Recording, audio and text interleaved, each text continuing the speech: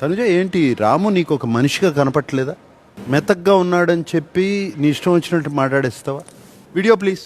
So వాళ్ళు వెళ్తాను అని వాళ్ళు ఓన్గా ఆడి వాళ్ళు ఇప్పుడు వస్తావా అక్కడికి? ఎంత నాన్ సెన్స్ ఉన్నాడంటే మధ్యలో వస్తాడు ఏదైనా సీరియస్ డిస్కషన్ ఉన్నప్పుడు.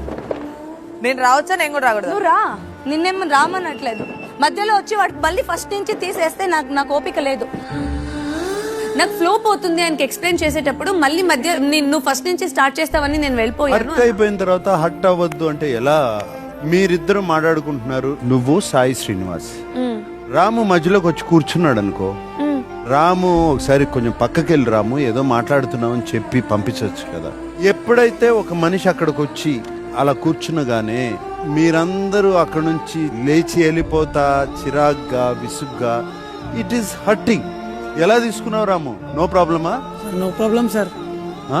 నేను వెళ్ళి కూర్చోవడం నాకు అలవాటు, వాళ్ళు వెళ్ళిపోవడం కూడా కామన్ అయిపోయింది sir. And Tanuja and Ritu, మీకు చిరాకు అనిపించిన ప్రేమగా విషయం ఏంటో చెప్పండి. రాము మీ తోటి మనిషి.